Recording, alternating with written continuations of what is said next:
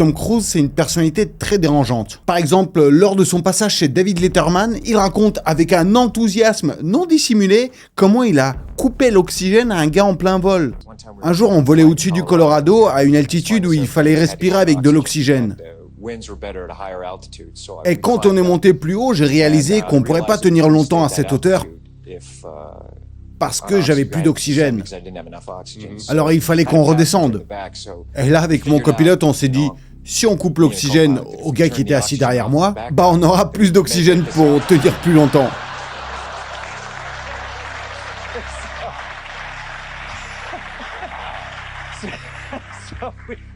Mais vous comprenez, c'était pas vraiment dangereux. Et qu'est-ce qui s'est passé quand vous lui avez coupé l'oxygène ? Il est devenu très silencieux. À ce moment-là, Letterman, il reste de marbre, il rigole pas comme Tom Cruise. Parce que l'autre, il est en plein fou rire. Ah, pour lui, c'est une histoire hilarante où il a coupé l'oxygène à un mec. Il s'est endormi. Et il a dormi tout le vol. Oui, mais si on regarde ça sous un autre angle, ça serait pas une tentative de meurtre, ça ? Vous lui avez littéralement coupé l'oxygène. Vous avez juste eu de la chance de ne pas vous retrouver derrière les barreaux. Oui, mais il s'est réveillé quand on a atterri. Pour lui, l'histoire était tellement hilarante, il avait même du mal à la raconter jusqu'à la fin. Pas parce qu'il est rongé par la culpabilité, non. Il trouve juste ça beaucoup trop drôle. Le pauvre gars, après l'atterrissage, il était complètement paumé et désorienté. Il comprenait pas ce qui s'était passé, il est parti en chaos. Et soyons honnêtes, de la part de Tom Cruise, c'est un comportement très bizarre. Mais si seulement c'était la seule excentricité de Tom. Derrière son sourire irrésistible et charmeur se cache une personnalité pour le moins hors du commun. Tom Cruise a un côté clairement bien sombre. Même si la plupart des gens préfèrent l'ignorer et se concentrer sur ses succès au box-office et ses cascades de dingue. Mais lui, il dit que s'il a autant réussi, c'est grâce à la scientologie. Tu sais, cette religion, enfin vraiment avec des gros guillemets là, religion, c'est clairement une secte. Selon plein d'ex-membres, on leur impose du travail forcé, on te fait signer des contrats pour des 1 milliard d'années, il y a des camps pour des prisonniers, et Tom Cruise, lui, c'est leur meilleure icône. C'est un mauvais mari. Alors c'est vrai que depuis plusieurs années déjà, Tom Cruise, c'est un des membres les plus actifs de l'église de la scientologie. Selon lui, c'est grâce à cette révélation qu'il a ouvert les portes d'Hollywood. Mais son engagement qui frôle le fanatisme a fini par faire fuir Katie Holmes, son ex-femme qui est partie avec sa fille. Et franchement, on la comprend. Pendant leur mariage, Katie devait suivre des règles de scientologie très étranges. Par exemple, lors de l'accouchement, elle avait le droit d'émettre aucun son. Genre vraiment, accouchement silencieux. Et peu importe la douleur. Et même après le divorce, Katie a dû subir les conséquences. D'après leur contrat de mariage, elle n'avait pas le droit de recommencer une nouvelle relation amoureuse pendant plusieurs années. Ah ouais, sinon c'est sentence dans les camps. Mais le cœur a ses raisons. Et Katie, elle a craqué. Ouais, elle est tombée amoureuse de Jamie Foxx. Il paraît qu'ils ont tenté de cacher leur romance pendant des mois, mais bon, difficile d'échapper au paparazzi. Et donc il y a eu des photos volées et un scandale assuré. Tom a menacé Jamie Foxx de... C'est un mauvais papa. Difficile de décerner le prix du meilleur papa à Tom Cruise. Après son divorce avec Nicole Kidman, leurs 2 enfants adoptifs, Connor et Isabella, ils ont choisi de rester avec lui. Il les a forcés à suivre la scientologie. Et pourtant, même en restant avec leur père, Tom n'a pas brillé par son rôle de papa modèle. Par exemple, il n'a même pas assisté au mariage de sa fille Isabella, se contentant juste d'un petit message de félicitations dans la presse. Il ne se voit quasiment plus avec sa fille, pour aucune raison. Là où il y a une raison, c'est pour pas voir son autre fille. Sa dernière fille qu'il a eue avec Katie, qui s'appelle Suri, est souvent considérée comme la petite princesse de Tom. Eh ben, elle est passée aussi à la trappe. L'acteur refuse de la voir et ne l'a pas vue depuis 10 ans. Et tout ça, juste parce qu'elle ne veut pas suivre la scientologie. Ah ouais, pour lui, c'est sacré. Et bien sûr, en bonus de tout ça, il est accusé d'avoir participé aux soirées de Didi. C'est un personnage chelou, Tom. Il inspire pas confiance, je suis pas comme vous, mais rien qu'à voir sa tête, tu te dis, il y a un truc malsain qui se cache. Déjà, quand tu fais partie des scientologues, sérieux, excusez-moi, mais on est d'accord, c'est une secte. Dites-le moi dans le commentaire, vous en pensez quoi? Enfin, je sais pas, vous, votre religion, c'est quoi, par exemple? Peut-être c'est un mélange des deux, peut-être vous croyez juste en Dieu. N'hésitez pas à en parler dans les commentaires. Alors, c'est très important, mais un like, là, tout de suite, là. Ah, merci beaucoup, ça fait plaisir. Et maintenant, dites-moi, êtes-vous prêt à découvrir pourquoi Tom Cruise, il est aussi loyal envers l'univers chelou et mystérieux de la scientologie? Alors, c'est parti. Tom Cruise, l'enfance. Alors c'est vrai que déjà l'enfance de Tom Cruise, ça partait mal. Il a grandi dans un environnement chaotique, avec un père qu'il a lui-même décrit comme marchand de chaos, un tyran et un lâche. Pour moi c'était clair, il y a un truc qui cloche avec ce gars. Ne lui fais jamais confiance. Et sois sur tes gardes. C'est ce que se disait Tom quand il était enfant. Imagine ne pas pouvoir faire confiance à ton propre père quand t'es un gamin. Ah, pas ouf vraiment pour poser des bases solides. En plus de ça, à 7 ans, on lui diagnostique une dyslexie. Autant te dire qu'il se sentait encore plus isolé et paumé. Et pour couronner le tout, son père ne gardait jamais un boulot très longtemps. Donc la famille déménageait tout le temps. Il a déménagé de l'État de New York à Ottawa au Canada en 1971. Et quand il était en 6e, ses parents divorcent et sa mère amène Tom et ses sœurs vivre à Louisville, dans le Kentucky. À Louisville, Tom envisage de devenir un prêtre catholique.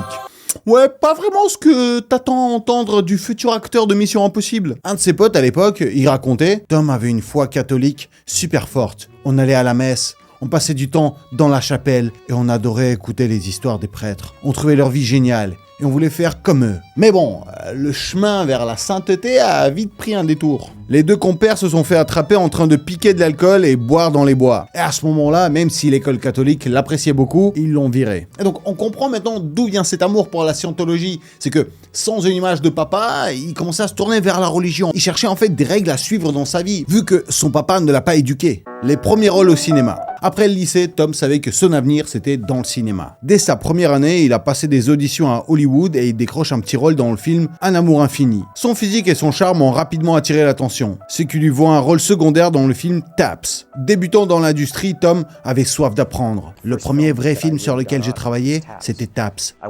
Sur le plateau de tournage, j'allais voir tout le monde pour comprendre. J'ai étudié les objectifs, l'éclairage, le cadrage. J'ai travaillé avec un réalisateur incroyable. Pas question pour lui de rester un simple acteur parmi d'autres, non. Dès le départ, il voulait maîtriser tous les aspects du cinéma. Tom était complètement obsédé par ce métier. Et son éthique de travail impressionnante donnait encore plus de raisons aux producteurs d'Hollywood de parier sur lui. Après un autre rôle secondaire dans The Outsiders, il décroche enfin son premier rôle principal dans Risky Business. Risky Business, c'est le film qui respire l'ambiance des années 80. Un vrai hit auprès des ados à l'époque. Entre rebondissements, humour et scènes cultes où Tom Cruise danse en chemise et chaussettes. Top Gun. Et Tom poursuit son ascension fulgurante à Hollywood. Et en 1986, il décroche le rôle qui va cimenter sa carrière pour les 40 années à venir. Dans Top Gun, il incarne un pilote de chasse charismatique, patriote américain jusqu'au bout des Ray-Ban et qui déborde de masculinité et de charme.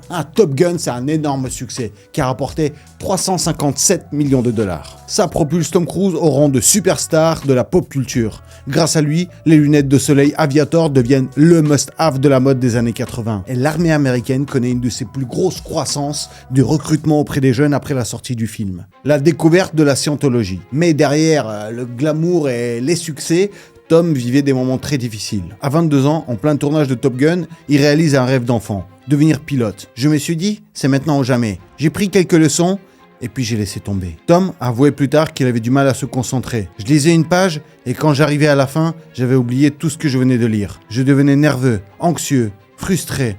Je me sentais idiot. J'étais ce qu'on appelle un illettré fonctionnel. J'adorais apprendre, mais je savais que j'avais échoué dans le système. Et puis donc en 1986, après la sortie de Top Gun, il est au top du succès, mais il cherche un sens à sa vie.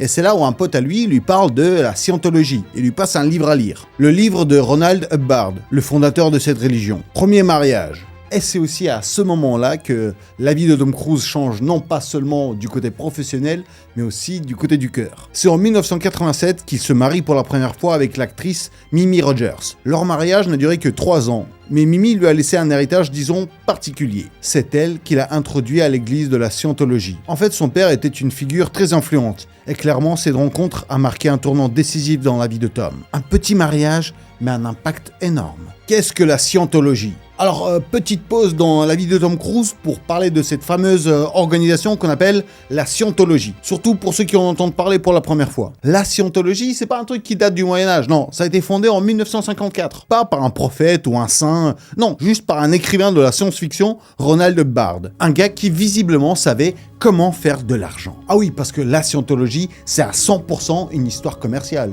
Tu veux connaître la vérité de l'existence ? Très bien.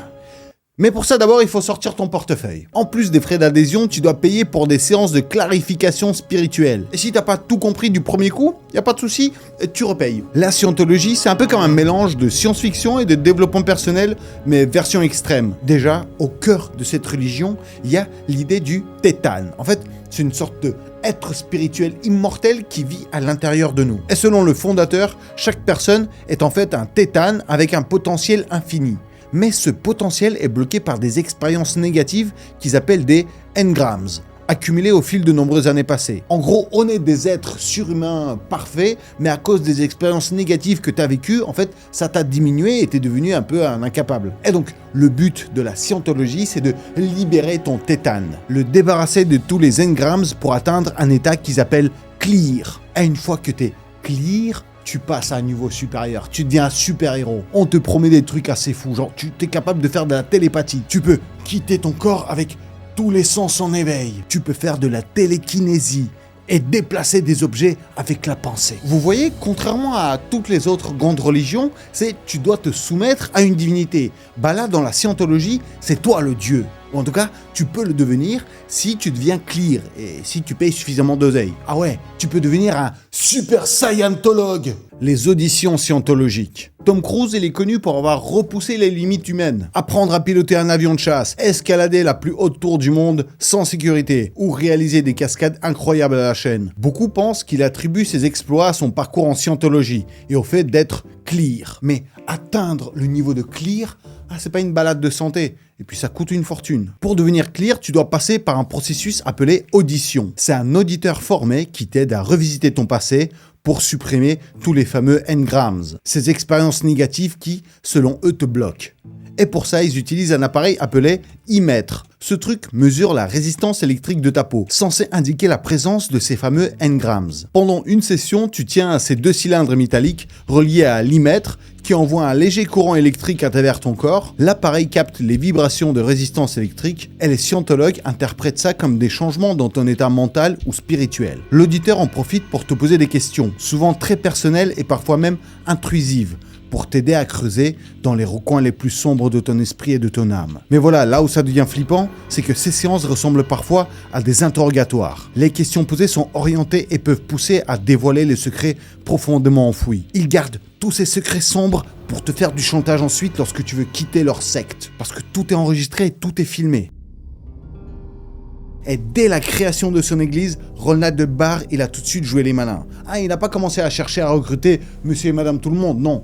Il s'est tout de suite attaqué aux célébrités et aux gens friqués. Parce que ces VIP n'apporteraient pas seulement de l'argent, mais aussi une énorme visibilité. Et parmi ces recrues, on retrouve Tom Cruise. Arrivé dans l'église après son premier mariage, il s'est laissé séduire par la scientologie et on est vite tombé l'un des membres les plus fidèles. Aujourd'hui, on peut clairement le considérer comme un des influenceurs principaux de cette organisation. Et quand t'es Tom Cruise, ton engagement ne passe pas inaperçu. Et c'est exactement ça que cherchait l'église. Un symbole d'un mec puissant qui a réussi et qui en fait la publicité. Problème avec le fisc. Et une de leurs autres façons de fonctionner, c'est le chantage, le sans pitié. En fait, au début, la scientologie s'était considérée comme une secte. Dans les années 70, le fisc américain a commencé à s'intéresser de près aux finances douteuses de l'église. Et donc, Hubbard a ordonné à ses fidèles de rétablir l'ordre. Des centaines de scientologues se sont infiltrés comme agents d'entretien, de secrétaires et d'employés dans les institutions clés, le fisc, des banques et les ministères de justice, et même l'Interpol. Et en rien de temps,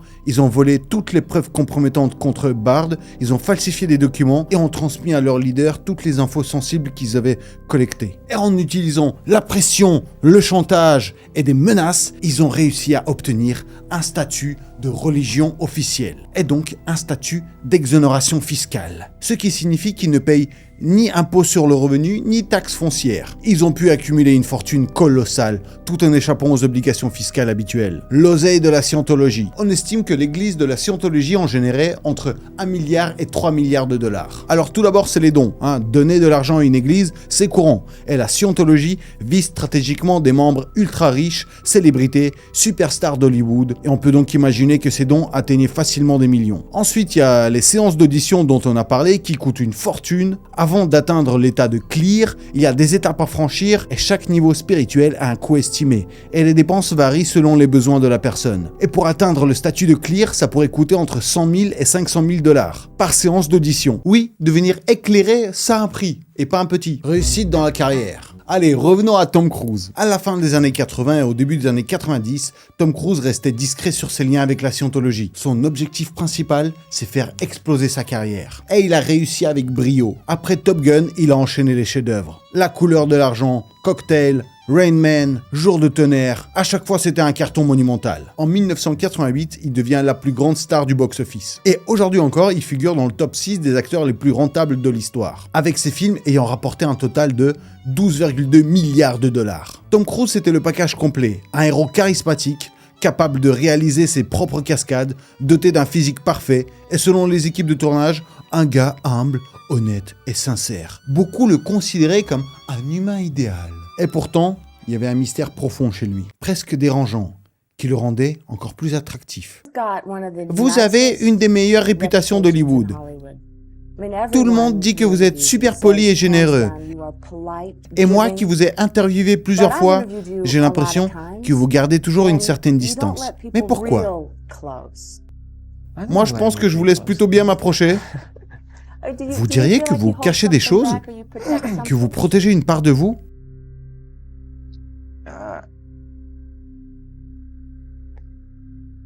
Oui, un peu, peut-être.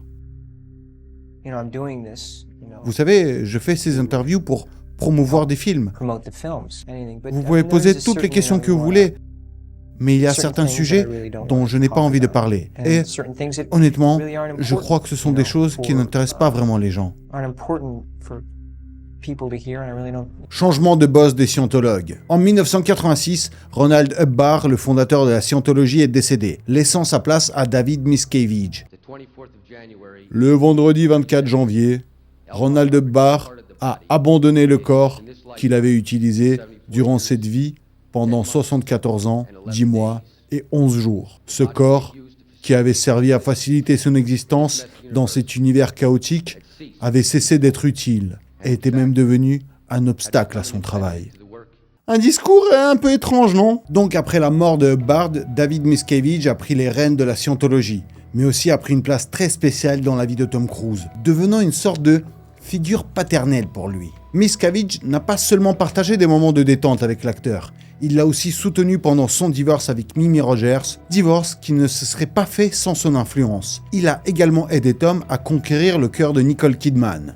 Nicole Kidman. Oui, je pense que beaucoup se rappellent du couple Tom Cruise-Nicole Kidman, des couples les plus parfaits d'Hollywood. Durant leur mariage, ils ont adopté 2 enfants, Isabella Jane et Connor Anthony. Quelle belle famille! Mais dans les coulisses, la scientologie avait des plans bien précis pour eux. Avec Nicole Kidman, l'église avait de grandes ambitions, faire d'elle une ambassadrice capable d'attirer des recrues prestigieuses grâce à sa célébrité. Mais Nicole n'a jamais mordu à l'hameçon. Et les plans de Miscavige ont finalement échoué. Au début, Nicole, malgré son attachement à la foi catholique, faisait tout pour soutenir Tom. Mais elle a rapidement compris que David Miscavige et l'église exerçaient une influence énorme sur son mari. Nicole Kidman d'ailleurs a essayé d'éloigner Tom de cette église, mais n'a pas réussi. Ils étaient plus forts. Quand elle a tenté un ultimatum, elle lui a dit « Alors tu choisis, c'est moi ou c'est la scientologie ?» Cela n'a pas fonctionné. Miscavige a tout fait pour monter Tom contre elle. Et donc Tom a divorcé avec Nicole et a même obtenu la garde exclusive des enfants. Un coup dur pour l'actrice. Après leur divorce en 2001, une photo désormais culte a été prise de Nicole. On la voit les bras ouverts, rayonnante de joie et de soulagement à l'idée que ce mariage est enfin derrière elle. Et surtout enfin libérée de pouvoir quitter l'église scientologique. Katie Holmes. Et on ne sait pas par quel miracle, mais Tom a été marié une 3e fois. Cette fois, c'était avec la célèbre actrice Katie Holmes. Tom d'ailleurs n'a pas su contenir ses émotions quand il est tombé amoureux d'elle. Et ça a donné un moment culte. Je pense que vous le connaissez. Invité chez Oprah Winfrey, il a littéralement choqué tout le monde, même Oprah, alors qu'elle est habituée aux stars chelous. Pendant quelques secondes, elle était restée sans voix, probablement en train de se dire, mais qu'est-ce que je suis en train de regarder? Ce jour-là, tout le monde s'est demandé si Tom était vraiment sain d'esprit. Was that? Yes, yes. What has happened to you?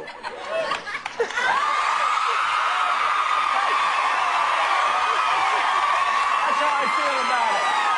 Il a sauté sur le canapé comme un enfant surexcité, il est tombé à genoux, il a frappé le sol avec ses poings, il a presque étouffé Oprah dans un câlin, tout ça pour déclarer son amour à Cathy devant le monde entier. Et il s'est pas arrêté là, Tom a carrément sorti Cathy de sa loge et l'a embrassée devant le public, laissant sa future femme rougir de gêne sous les projecteurs. À l'époque, follement amoureuse, Cathy, elle n'a pas hésité une seule seconde à prendre la religion de son mari, c'était important pour elle. Pendant un moment, elle s'est même montrée une fidèle servante de l'église. Mais certaines règles ont fini par la choquer. Elle est devenue de plus en plus mal à l'aise face à l'influence grandissante de la scientologie dans leur vie, surtout quand il s'agissait de leur fille Suri. Tom a exigé que Cathy accouche dans un silence total. Pas un seul bruit, pas un seul soupir. Suivant en fait un rituel scientologue censé éviter des expériences négatives qui s'emprègnent dans l'esprit du bébé. Les fameux souvenirs négatifs. C'est ce genre de pratique qui a vraiment inquiété Cathy. Elle a compris à ce moment-là qu'il fallait qu'elle change quelque chose pour protéger sa fille. Et pour se protéger elle-même. Pendant que Cathy était avec Tom, il avait toujours la garde exclusive de ses deux enfants, Bella et Connor. Profondément dévoués à leur père et à la scientologie. Ils ne voyaient jamais leur mère, Nicole Kidman. Cette situation inquiétait beaucoup Cathy. Et je la comprends. Elle craignait que si elle divorçait, le même scénario se reproduise, que Suri soit piégée dans la scientologie sous la garde de Tom, et qu'elle-même perde tout contact avec sa fille. Une peur qui l'a vraiment hantée, la laissant réfléchir à une suite différente de leur relation. Cathy a commencé discrètement à préparer sa fuite. Elle n'a rien laissé transparaître et a réussi à tout cacher. Elle utilisait des téléphones jetables, engageait des meilleurs avocats, en faisant tout pour que Tom et ses puissants amis scientologues ne se doutent de rien. Quand elle a finalement annoncé son divorce, Cathy a déménagé à New York avec sa fille Suri et a demandé à la police de la protéger contre tout harcèlement de la scientologie. Et son plan a fonctionné. Cathy et Suri ont été laissés tranquilles. Tom Cruise, de son côté, a accepté de verser $400 000 par an pour subvenir aux besoins de Suri. Mais il a refusé de voir sa fille. Tout ça juste parce que Cathy l'a inscrite dans une école catholique et elle a donc abandonné l'église scientologique. Pour lui, la religion, c'est plus important que sa fille, que sa famille. Et donc là, ça fait plus de 10 ans qu'il n'a pas revu sa fille. Alors, la liaison de Tom Cruise avec la scientologie est vraiment chelou. Cette croyance l'a aidé à surmonter des difficultés, certes, à réaliser ses rêves, à devenir meilleur, mais à côté, il a dû faire des sacrifices de ouf. Et surtout, il a donné beaucoup d'oseille. C'est pas exactement une cause noble qui inspire le respect. D'après d'anciens membres, la scientologie aurait carrément pris le contrôle de la vie de Tom Cruise. Alors, est-ce que Tom Cruise est juste coincé dans un piège beaucoup trop profond pour en sortir? Ou bien c'est un gars vraiment calculateur qui profite du travail forcé et d'une fortune sans impôt? Et si un jour tout s'effondre, jouera-t-il la carte de « Ah, je savais rien, j'ai été manipulé, c'est pas ma faute !» T'en penses quoi, toi? Ça t'inspire confiance, les scientologues? En tout cas, ça va me faire bizarre désormais de regarder ces films. Moi aussi, tiens, je vais créer une secte avec vous, les Yagada. Alors, pour y participer, il faut mettre un like à cette vidéo. Allez, en tant que bon Yagada gourou, je vous fais à tous des maxi Yagada kiss. Et j'ai déjà hâte de vous retrouver vendredi pour une nouvelle vidéo qui va arriver, mais très bientôt.